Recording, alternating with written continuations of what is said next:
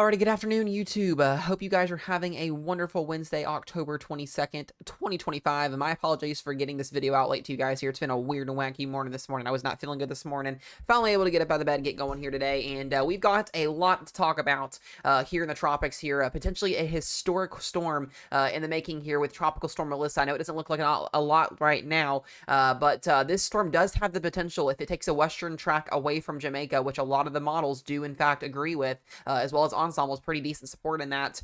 This could become not only a Category 5 hurricane in the future, but a historic Category 5 hurricane, getting close to potentially record territory in terms of Wilma. If you guys remember, the strongest storm in the Atlantic Basin on record is Hurricane Wilma. Was a Cat 5 hurricane. I believe it was 882 or 84 millibars back when that happened back in the early 2000s. This storm could compete with that if it gets going. The water temperatures out here in the southwestern Caribbean are about 30 degrees Celsius. Very, very supportive for rapid intensification. No, that's not what you want to hear if you're in Cuba. The good news is we're not expecting this to come toward the United States. The bad news is this is going to absolutely destroy anything that it goes over in terms of heavy rainfall, damaging winds, I mean, hurricane force winds, you name it.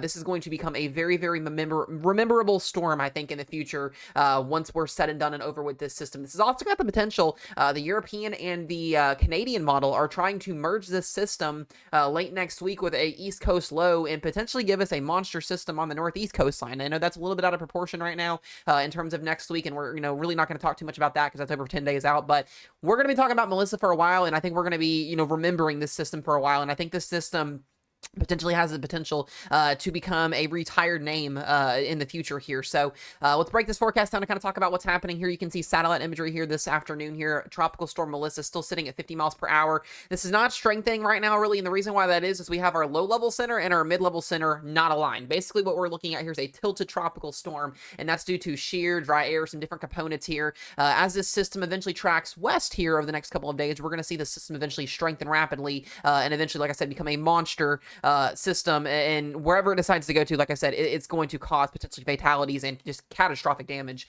wherever it decides to go to, whether that be Cuba, Jamaica, or the Bahamas down the road here. We're going to have to watch for all of you guys here. We're still watching for southern Florida for some impacts if this were to take a weird westerly far track. We're not ruling you guys out, but it's a very, very low in chance that southern Florida has any impacts for this system right now. So other than that here, let's go ahead and talk about tropical tidbits here. Let's go over to the website here. You can see satellite imagery here this afternoon. Beautiful storm, beautiful outflow band here around the center of circulation. Like I said, our mid-level center and our low-level center are not aligned, so therefore we're not seeing any strengthening here. And this is the latest updated National Hurricane Center cone. Now expecting this system to become a major hurricane, as expected here, as it now takes a westerly jog as we head into early next week. So Sunday into Monday, this is going to stay just south of Jamaica, at least as of right now. This could change once again significantly with our track, but a western jog means more time over the southwestern Gulf, and this is where I'm concerned about, is if this storm gets past Jamaica and we get this system into a 30 degrees Celsius water temperature, we are going to see this thing just rapidly intensify. We've got the HAFSB and the A model showing this system going sub 900 millibars.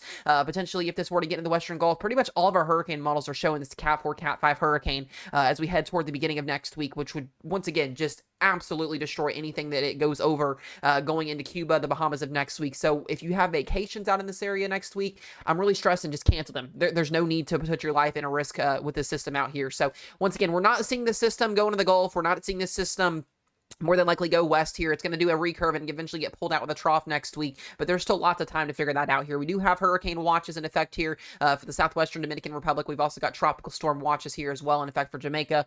Those will get upgraded over time as we transition through the next couple of days here, but a very interesting weekend to watch this system. You can see that westerly track as a major hurricane by early next Monday, if not sooner than that there. So we'll keep you guys updated on that there. And in terms of our intensity forecasts here, look at this. I mean, we've got a pretty good amount of model support with a major Cat 5 hurricane as we head toward the middle of next week. Most of the models have this at major hurricane status. Some take this higher than that. I think this threshold is absolutely possible here. We typically don't like to foreshadow or basically talk about, long-range scenarios, but when you're moving a tropical storm / hurricane into warm waters with no shear and an open envelope to basically get going here, anything is possible. So I really think this system's got the potential to do just historic things in the nature here. And the good news is this is not coming toward the United States as of now, but you never know. Things can change here. Hopefully that's not the case. But here's our latest updated 12Z hurricane models for this afternoon. 18Z will render in here in about an hour, so we'll have that on the stream later on this afternoon.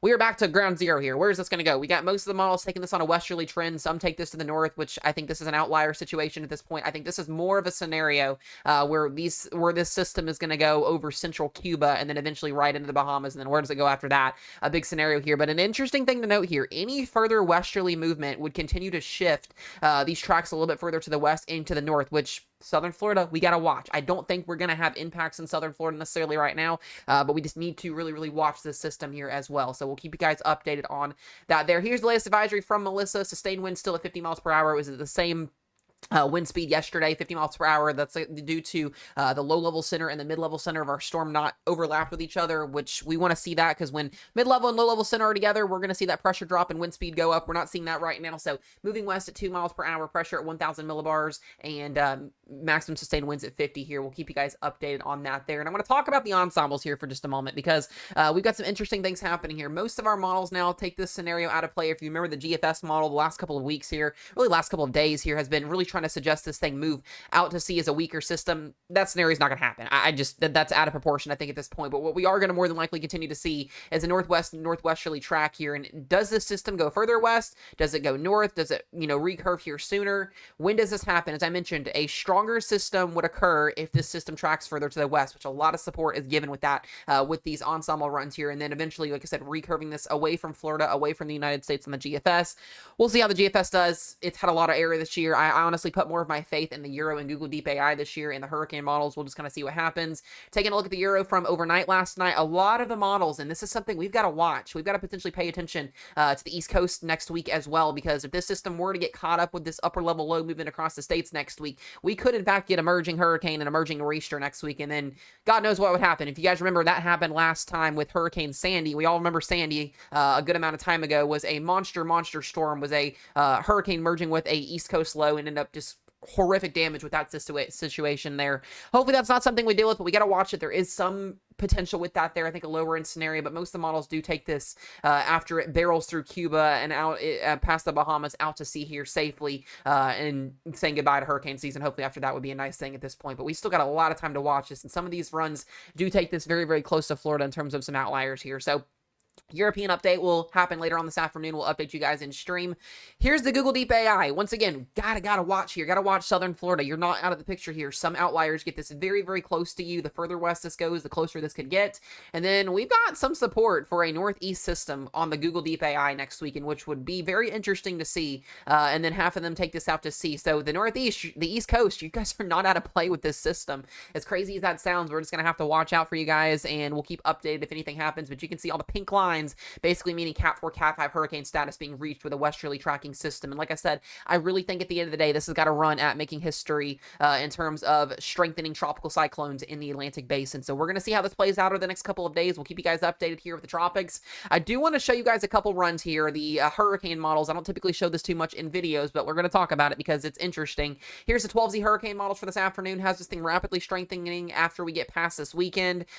Half-ass A, or the HAFS-A model, I like to call it here, has this thing going down to 903 millibars as a horrific Category 5 hurricane, and still west and southwest of Cuba here by next Monday, that October 27th. So we could be looking at a tropical storm to a Cat 5 hurricane in the matter of the next 4 to 5 days with these water temperatures. We're just going to have to watch it and see what happens. That's the HAFS-A run. The HAFS-B run this afternoon as well, showing a 884 millibar Category 5 hurricane, and I don't have words for this. If this were to happen, we would be breaking history. You guys see what's on the table with this system here. This is actually really, really shocking seeing this on hurricane model runs, but an 884, the HAFS-B this afternoon coming in at, which would basically tie or shatter Wilma's record if this were to verify. Hopefully this does not verify, because once again, Cuba would be, I don't even want to think of the words with this system if this were to happen. So we've got a lot of things to watch. The good news is we've got some other models that are a little bit weaker. The HWRF model does pretty good with hurricane strength and intensity and track. A 957 millibar Cat 3, maybe Cat 4 here. Also has the system moving further to the north and not further west. So once again, a northern track, less things strengthening of a period here, but still going to strengthen further west. We deal with the rapid intensification and a historic hurricane. Either way, I think it's going to be historic. And then the HEMO-N now on track with a stronger system, 937 millibars this afternoon with a weaker trend southwest of Jamaica. So A lot of things to watch, guys. The biggest thing is if you have family, loved ones, friends in Cuba, in the Bahamas, in any of the areas in the Caribbean here, you got to be watching Southern Florida. We got to be watching here. We've seen weird stuff happen in October. The amount of cyclonic energy that is in the Caribbean in the month of October is off the charts. And we talked about this all year long. We get a system in the Caribbean. We've not had a lot of tropical development in the Gulf or Caribbean this year. What's going to happen with it, and you're seeing the models really simulate that here. So I think history is in the making here with this system. Hopefully that's not the case, but we'll keep you guys updated as always with the trends here.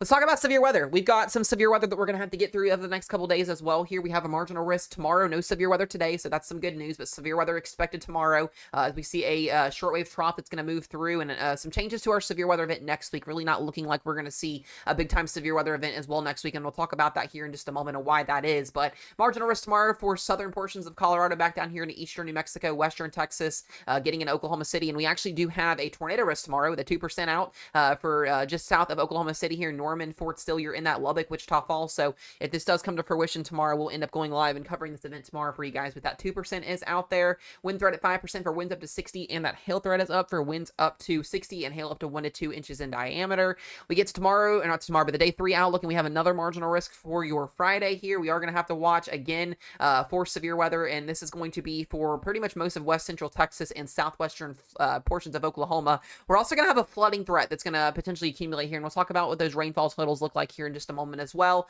All modes of severe weather would be possible again on Friday, and then going into the day 4 through 8 outlook. We don't have anything specifically from the National Weather Service right now. Isolated severe weather potentially Saturday and Sunday across eastern Texas, lower Mississippi River valleys, and then going into next week, we could still see some severe weather on Monday and Tuesday, but the evolution of our trough, as I mentioned in yesterday's video, has really downtrended in terms of a negative tilt. It's basically going to allow for a bigger dip in our jet stream, therefore less instability and less moisture return, and allowing for more cold air next week. So it looks to be the GFS is going into the Euro, which is expected more times than not with these outrange potential model runs. So something we're going to have to watch here. It's still some severe weather into the future here. We'll just kind of have to keep things updated. And here's a timeline of tomorrow's showers and thunderstorms. We'll see storms initiate in eastern New Mexico around tomorrow afternoon. Probably looking at around 3 to 4 o'clock tomorrow afternoon, some scattered showers. Not looking anything too crazy as of right now. We'll see how trends go through the afternoon and overnight hours tonight and into tomorrow. But a couple little supercells firing off around 5 to 6 p.m. up here in northeastern New Mexico. And then eventually it looks to be we're going to see showers and thunderstorms and a low-end chance of severe weather tomorrow night after 11 p.m. for Oklahoma City back down towards western Texas here. So it looks to be an overnight event for you guys tomorrow, as instability, the timing of our trough, everything's just really, really wonky tomorrow. So this is not going to be by any means a significant severe weather event for you guys. Just be mindful. We'll also have some heavy flooding out there potential as well over the next couple of days as we see this system kind of move its way southeast across the southern plains. So we'll keep you guys updated. We'll go into more of the details tomorrow on what's going to happen with this system, but I do want to talk about the European output here and what our global models are basically showing us. Here is our shortwave trough that's going to be bringing in our storm system this week. We are going to have to watch for some flooding across the southern plains and the southeast this week associated with this low, because it's going to be moving a little bit slower and it's going to be strengthening. That's also why next Monday and Tuesday's system is no longer really a big deal, because of the fact that this shortwave trough that we're getting this weekend is now trending slower and is also trending stronger, which means we're not going to have any moisture return or really any instability to work with for next week in between the two systems, which is good to see, but not in terms of the flooding threat that we're going to have to watch for here. So there goes our system off the East Coast this weekend, or not this weekend, but into the middle of the half of the week here and into early the portions of the weekend into Friday and Saturday, kicking that system out. Those cooler temperatures continuing across the Ohio Valley and the Northeast. And then eventually, here comes our little dip in the jet stream, going to be giving us some severe weather on Friday and Saturday here across the southeast and the lower portions of the southeast Texas area. And then here comes our storm system into Monday and Tuesday here. And we still need to watch for a little uptick in severe weather here, maybe on Sunday night into Monday as this shortwave trough ejects and as this new system comes in. But what we're seeing, like I said, here is the GFS trend with the Euro. The European is what we're showing right now. Bigger dip in the jet stream. Doesn't really have this thing dipping down until we get closer to the end of the next week. And that's what's going to potentially tie implementations here, I guess is the word, on what we're going to be seeing with Melissa. And if Melissa can kind of hang around here for a little bit longer and we get this East Coast jet stream to kind of ramp up, we could see a hurricane merge with an East Coast low late next week, giving us problems in the Northeast. It's a little far out to get to that point right now. It's 8 days plus out, so you can see that getting tangled up there and kind of getting thrown around the upper level low. This is almost what happened with Hurricane Sandy many, many years ago, as I mentioned at the beginning of the video, but we're just going to have to watch and see what happens with this. And then after that, the jet stream just gets more and more angry in terms of cold air and storm systems, and I just really think we're in for a long run in terms of wintry weather potentially, as well as cold air and maybe even some severe weather returning. So something we're going to have to watch. And I want to show you guys two more things here. We'll talk about the temperature anomalies as well as the precip over the next couple of days. Here's the 850 temperature anomaly run here on the Euro, continuing to stay cooler and below average across the Ohio Valley, ridging up in the plains and in the northern plains into the weekend here. And then eventually, take a look at this. As we get into early next week and that system comes out of Canada and down into the Northwest Pacific, we're going to see some below average temperature trends. And this is going to be an interesting setup for 15 to 20 degree below average temperatures late next week across the southeast, down towards Florida. Maybe we could see some overnight lows into the 40s and some potential upper 40s there for the portions of the Gulf states in the southeast, but upper highs are also going to be in the 50s and 60s as well. So definitely going to feel cooler again going towards next week. And then after that, things get a little bit more uncertain on what's going to happen, but it looks to be cold air is going to be a big player into the first week of November. And then after that, things get a little bit more uncertain, but big dips in the jet stream, big time troughing, allowing for some storm systems to move across the United States. It's going to be the main theme here. We'll be watching for severe weather, and we'll keep you guys updated on Melissa as always here. It's what really we're going to be covering over the next couple of days. Here's the rainfall totals for the next 7 to 10 days, and where do we see those higher pockets of rainfall at?